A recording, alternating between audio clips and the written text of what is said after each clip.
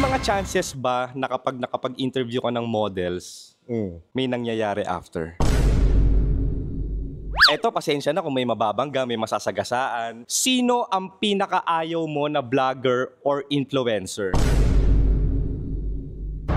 Wag po, tito. Yo, what's up? Ako nga pala si Yolab ng Dr. Jutes at kasama ko ang bagong aabangan nyo. Luma na to pero bago. Si Tio Bray. Kamusta? Ngayon, ikaw naman mag-i-interview dito sa content na to. Ikaw naman mag-i-interview sa akin.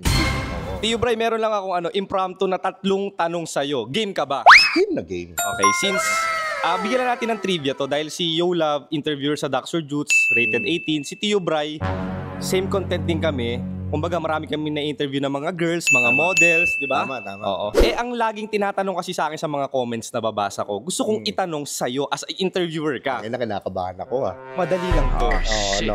Here we go again. May mga chances ba na kapag nakapag-interview ka ng models, may nangyayari after?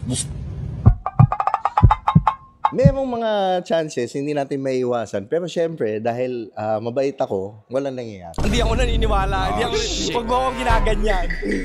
Dahil topahan lang, wala nangyayari. Mabait tayo. Totoo, kahit kunyari, nag-joke ka na parang, pwede ba kitang contentin? Tapos sumagot yung babae, pwede naman, gusto mo ba? O, paano pagka siya yung nag-i-insist? Nag-i-insist? Inaano ko, ineng magdamit ka kasi masama yan eh. Ganyan content lang naman yun. Yung napapanood nyo, hindi talaga totoo yan. Wala, hindi talaga tayo nagte-take advantage. Huwag ganon. Binibigyan natin sila ng magandang aral. Ikaw ba? Ikaw naman, tatanungin ko. Hindi, sa'yo yung tanong gusto ko doon. Ilang years ka na ba nag-i-interview yung content mo? Ilang years ka na? Ano pa lang? 2 years pa lang. Okay. 2 years pa lang. Sa total of 2 years mo na pag-i-interview, as in zero experience ka talaga sa mga models na interview mo? As in wala talagang nangyayari? Ay, hindi naman zero. Pero hindi rin naman lahat. So sila na bahala manghusga kung sino yun? Hindi na sila na bahala manghusga kung sino yun. Basta ako, mabait ako, hindi ako take advantage. Ikaw ba? Hindi, no? Parang hindi rin. Hindi. Pares lang tayo. Naniniwala rin ako. Content lang, trabaho. Yes. Pero excited ako itanong sa'yo ang second question ko. Eto, pasensya na kung may mababangga, may masasagasaan. Sa lahat ng mga models, girls na na-interview mo, dun muna tayo sa positive. Sino ang pinakamabait, hindi attitude, lahat ng oras pinagbibigyan ka? Yung, alam mo yung good vibes kayo palagi na kapag lumapit ka, oh sure, no problem. Sinong model yung para sa'yo top 1 na napakadaling lapitan, approachable, hindi tumatanggi sa content? Si unang-una siyempre si Aba Mendez. Dalawa, Rob Ginto. Wag po, tito. Rob Ginto sa akin, napakabait, napaka-humble. Kumbaga, katulad ngayon, invite pa tayo sa unang tikim, siya yung nagme-message, So, yun, sa akin, sila yung okay, napaka-okay na. Tsaka tumutulong talaga sa mga vloggers. Yun lang. Mismo yun. Kasi na-interview ko na rin yung dalawang yan eh. Talagang naramdaman ko rin sa kanila na hindi sila hard to get. Ay, hindi sila hard to approach. Yan. Hard to get, mahirap eh. Yun talaga eh. Alam pa isip rin ako kaya binawi ko eh. Mahirap magsalita. Oo. Ang tagal naman nung tanong ni Tio Bray sa akin na, ikaw sino naman? Ikaw, sino? Sa'yo, dalawa, di ba? Akin, isa lang. Sino? Kanino pa ba? Doon na ako sa Viva Max Queen, Angelicang. Na isipin mo naman, sobrang busy ang mga nag-i-interview sa kanya. Boy Abunda, Tita Eister. Nag-guest pa sa kung saan-saan ng mga TV, balita, Tony Talks. Nung nilapitan ko, sabi ko, Miss Angelica, pwede po ba pa-interview? Alam mo anong reply? What is that? Yes! Simple. Ganun na ganun.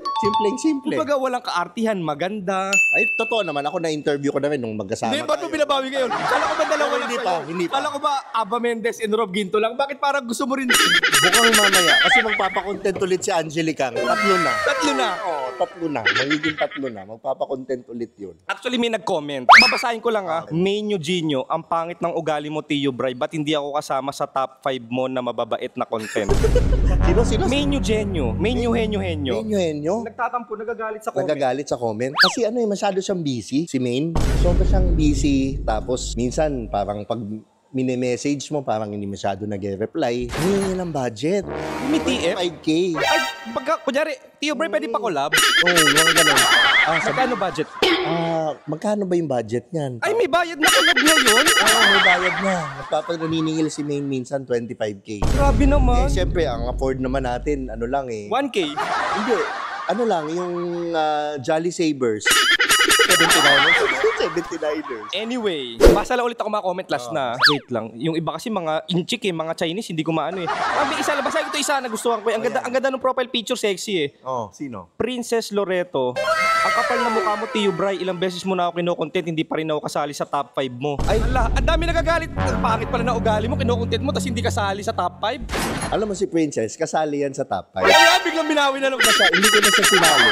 Dahil kasi, understood na sa amin dalawa yun. Dahil hindi pa nagsa-start mag-content si Princess. Kami na yung unang nag-content noon before. Yun lang. Yan. Kaya nasa puso ko yan si Princess. Love ko yan. So sa puso mo lang ba? Oh, sa puso ko at sa alam mo na yun. Saka kinaganda ko yung Princess Loreto, ang galing niya sumagot sa mga contents. Oo. Na kahit sinong interviewer nadadala niya. Mismo. At napaka-sexy niya. Sexy niya sumagot, ang sexy ng katawan, lahat na. Sexy niya gumalaw. Tsaka medyo bumigat ngayon. Si Princess, medyo bumigat. Princess Loreto. Dati magaan siya. Hindi ko alam kung ano yung nangyari. Ba't bumigat? Maalog nga eh. Oo, yun. Anyway, tapos na tayo sa second question. This is my last question. Oh, Nainitan ka rin eh. Siyempre, gusto ko, ayoko ng mga plastikan tayo dito. Ayoko ng mga ganun. Gusto ko seryosohan. oo. Prangkahan kung prangkahan. Oo. Magiging basusa talaga ako, literal. Sa lahat ng mga vlogger, content creators. Kasi kanina, positive tayo eh. Oh, positive, negative. Pasensya na kung may masasagasaan ha. Oo, pasensya na. Sino ang pinakaayaw mo na vlogger or influencer? Talagang nakupalan ka, yung talagang negative sa'yo, X, yung may ginawa sa'yong bad. Oh, shit. Here we go again.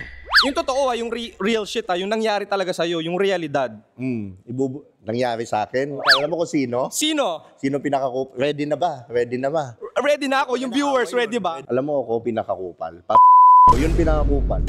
Bigyan mo na lang ng definition or parang clue kung ano yung ginagawa niya content. Wag yung directly, kumbaga pahaging lang, kumbaga clue kung anong content ginagawa niya, anong itsura, clue lang para may idea sila. Alam mo ginagawa niya mga content, mga normal, mga balagbag na content sa Facebook, ganyan. Ganun siya. Tapos yun, wala lang. Ang dami niya lang, para sa akin, ang dami niya lang nasirang pagkakaibigan. Parang ganun. Madami siyang sinira dahil sa, ewan ko, mga naririnig-rinig ko lang, mga reliable source na nakasama niya dati.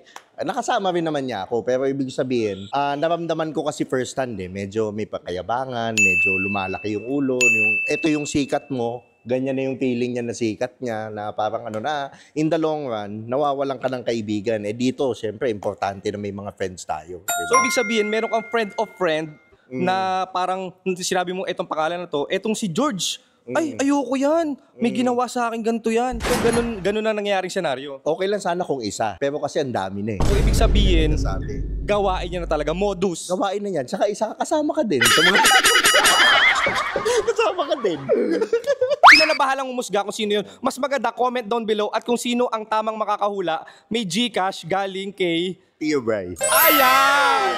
Comment down below kung sino. Sino At kapag tumama kayo, may GCash mula kay Tio Bray. Sagot ko ang pan-Jollibee ng 3 tao. gagawa na ako, dami akong 3 mamaya. Ako magko-comment. Maraming salamat sa inyo. Napakahaba na to. Habulin na namin ng mga Viva Max Queen doon. Oo. At kasama ko si Tio Bray. Ito ang bagong abangan nyo ngayon. At mainit na mainit to. Maraming pakulo ang gagawin to. Meron din silang podcast na ilalabas. Panoorin nyo yan at suportahan. Yan. Maraming salamat. Okay, Tio Bray pa. Pero content ko to. Sa akin ko naman i-upload. Nagpapasalamat ako, in-interview mo ako, nakikolab ka.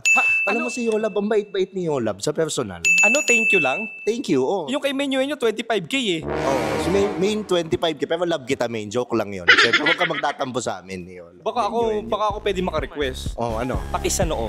Sige, pwede.